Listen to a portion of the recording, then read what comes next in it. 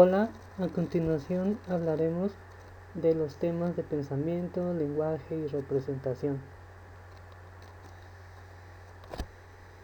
El lenguaje se define como la capacidad para coordinar ideas a señales. A través de la comunicación nos permite acumular conocimientos como civilización y a través de la transmisión estos significados son compartidos por una comunidad. El lenguaje comienza por el reconocimiento perceptivo mediante el sistema auditivo y es desarrollado desde edades muy tempranas en humanos en comparación con otras especies. Los componentes principales son las palabras y la gramática, que identifican las estructuras válidas del lenguaje. A su vez, la gramática se compone de la morfología, que son las normas de combinación, la sintaxis, que son las reglas con las que se forman oraciones, y la fonología, que implica los sonidos que componen al lenguaje. Hablando más acerca de este tema, se ha encontrado que el lenguaje es una función lateralizada y dominante en el hemisferio izquierdo. Esto es porque es una función secuencial y se identifica más en este lado del cerebro. Sin embargo, también el hemisferio derecho está involucrado en funciones como la lectura de mapas, las relaciones espaciales, la organización de narraciones complejas, la prosodia, que se refiere al tono, el ritmo y el énfasis que se le da a la voz, y eso implica que se puede reconocer y expresar emociones mediante el lenguaje. En cuanto al hemisferio izquierdo, las áreas que se han encontrado más relevantes son el área de Broca y la de Wernicke, que veremos más adelante. Se ha dividido las principales funciones del lenguaje en tres sistemas principales. El de ejecución, que analiza las entradas que recibe del medio externo y produce las palabras, e involucra el área de Broca, de Wernicke, la corteza de la ínsula y los ganglios basales. El sistema de mediación, que como su nombre lo indica, conecta al primer sistema con el último y lo conecta a través de las áreas asociativas sensoriales. Y por último, el sistema conceptual, donde se guarda el conocimiento y las memorias. Esto se da en las cortezas asociativas superiores.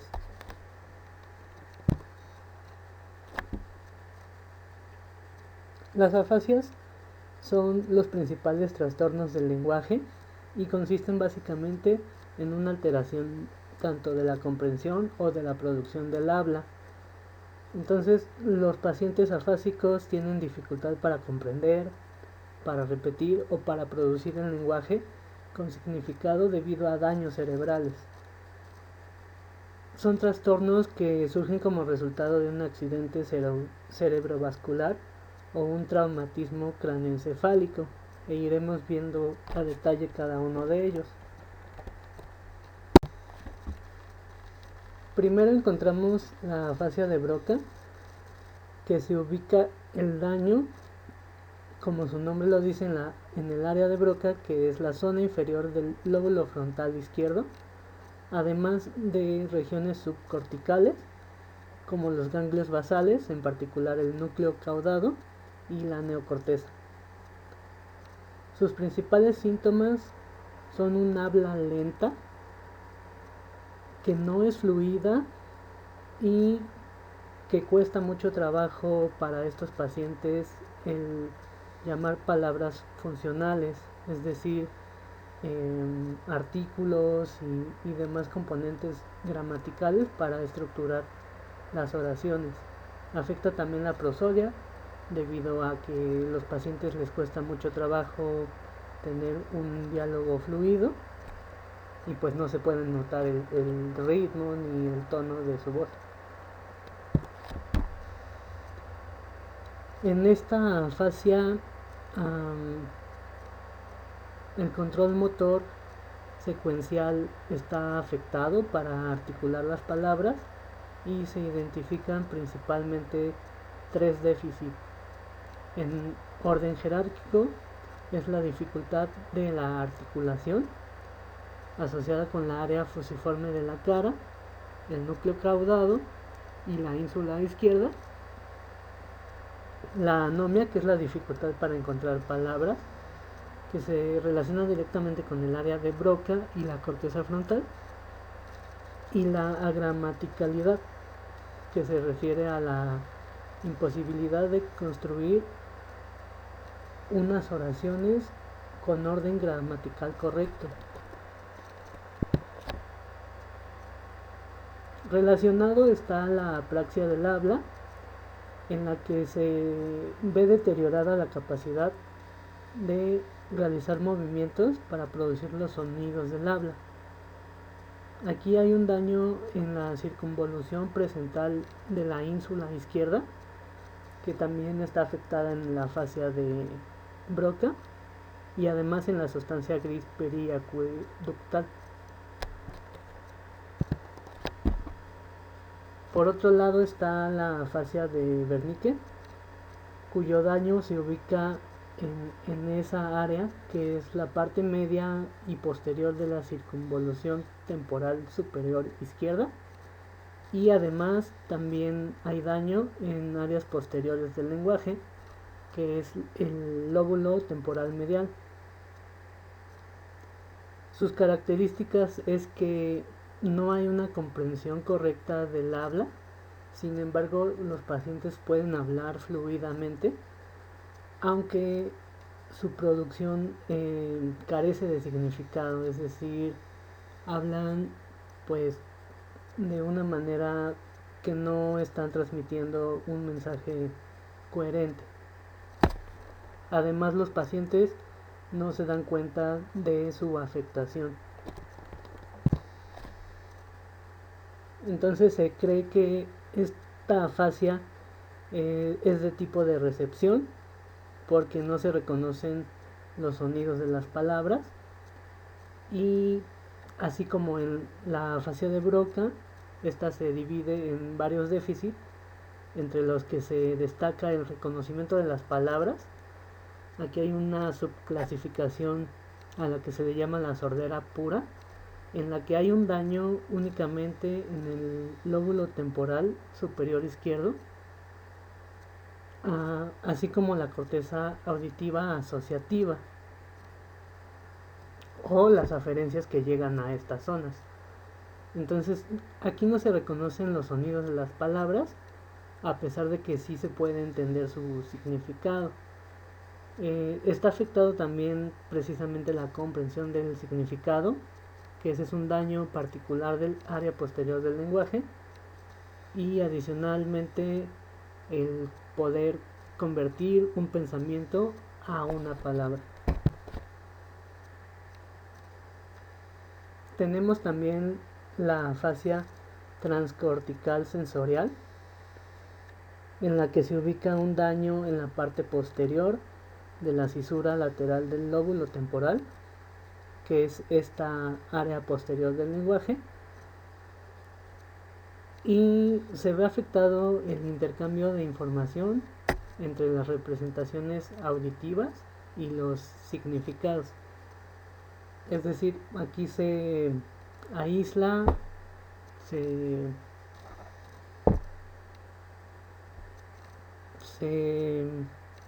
aísla el área de Wernicke. Se puede repetir, pueden repetir las palabras, pueden reconocer símbolos, sin embargo no comprenden el significado y no pueden producir lenguaje por sí mismos.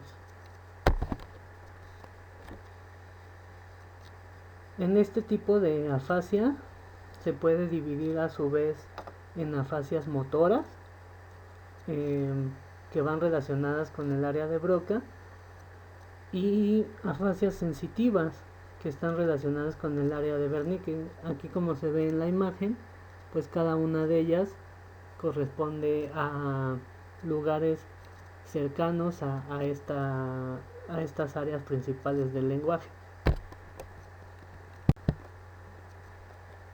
De manera general, regresando a la afasia de Wernicke y viendo todos estos tipos de afasias que ya revisamos, se puede decir que la afasia de Wernicke es una combinación de la sordera pura con la afasia transcortical sensorial. Y es importante porque afecta a los recuerdos que tienen un significado, es decir, el área de Wernicke se piensa que es una especie de diccionario en la cual se guardan el significado de palabras. Otro tipo de afasia que se puede encontrar es la de conducción, en la que la zona afectada es el llamado fascículo arqueado, que conecta al área de Broca con la de Wernicke, transmitiendo información de los sonidos, y además hay otros daños como puede ser el lóbulo parietal inferior, el temporal superior izquierdo o la sustancia blanca subcortical a estas regiones. Aquí se identifica principalmente que no hay una repetición satisfactoria, sin embargo sí hay una habla fluida y sí se entienden los significados.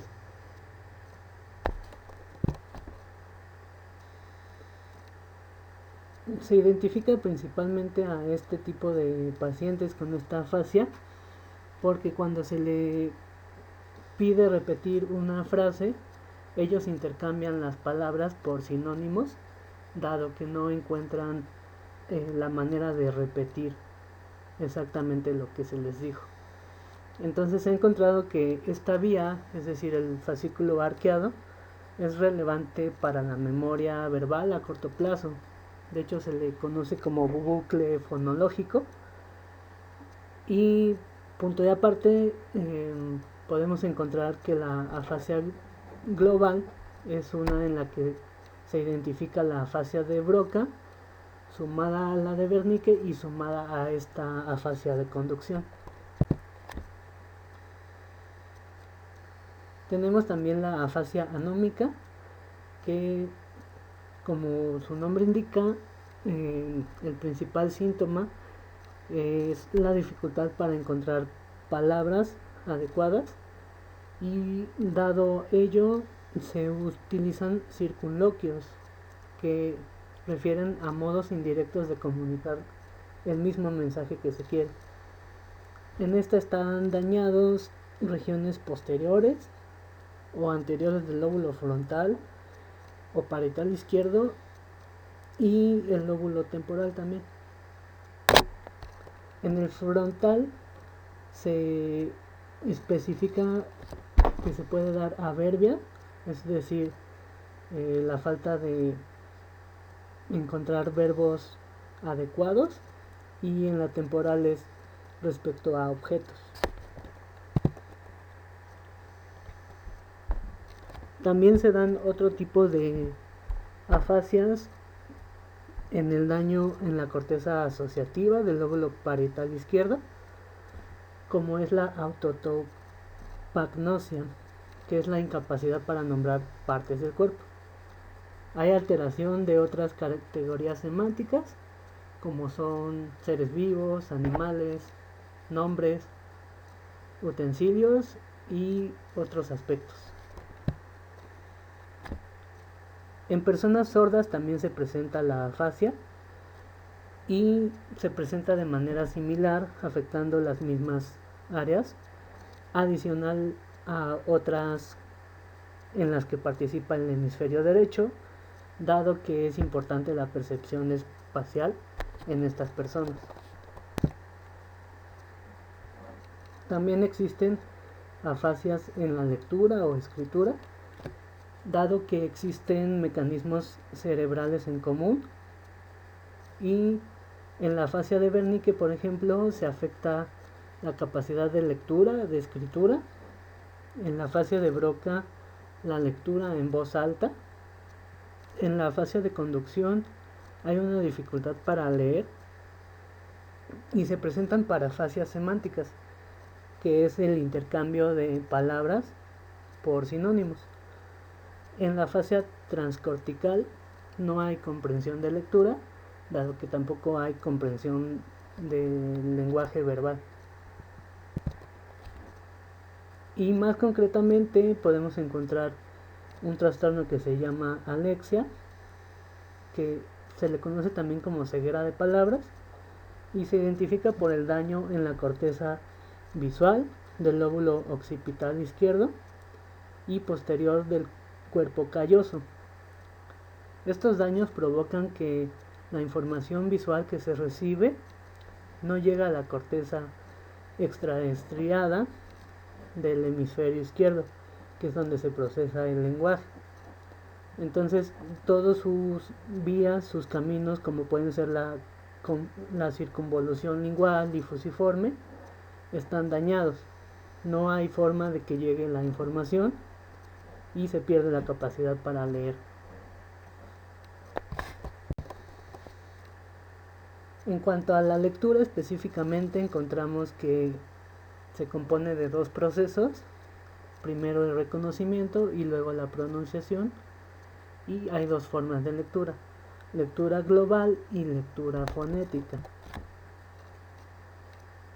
Afectando la lectura, encontramos que los trastornos principales son las dislexias, y hay varios tipos de ellas. Una es la dislexia superficial, que es un déficit de la lectura global por una lesión en el lóbulo temporal izquierdo lateral. Otra es la dislexia fonológica, que es un déficit de la lectura fonética por un daño en el lóbulo frontal izquierdo, en la región insular y en el área de Broca. Tenemos la dislexia para la forma de las palabras o del letreo, en el que no se reconocen las palabras como un todo, no se pueden pronunciar, pero se pueden decir letra por letra. La dislexia directa, que es similar a la fascia transcortical, pero aplicada a las palabras, es decir, que no se comprenden por un daño en el lóbulo frontal y temporal izquierdo. Y esto también afecta no solo a la lectura, sino también a la escritura. Tenemos una dislexia que es la comprensión sin lectura, que como su nombre lo indica, se puede leer pero no se entiende lo que se está leyendo o escribiendo, y se provoca por un daño en el lóbulo temporal izquierdo y el occipital anterior. Y tenemos las dislexias del desarrollo, que están relacionadas con una afectación genética de nacimiento, entre las cuales está la sordera, una disminución de la sustancia gris y alteración en capas magnocelulares, que esto va relacionado con circuitos de la visión, y también hay menor actividad en regiones occitotemporales izquierdas. Hablando de la escritura, encontramos afasias particulares, como es la distipia, que es una dificultad para mecanografiar y para escribir, y se identifica por un daño particular en la zona ventral del lóbulo frontal izquierdo. La disgrafia fonológica, en que está dañada la zona superior del lóbulo temporal, y la disgrafia ortográfica, que produce daños en la región inferior del lóbulo parietal. Por último, también hay trastornos del pensamiento. El pensamiento es la capacidad de tener ideas y se puede dar en ausencia del lenguaje, por eso hacemos esta separación. Uno de los principales trastornos es la esquizofrenia, cuyos síntomas principales son alucinaciones, episodios psicóticos, delirios y el aislamiento social.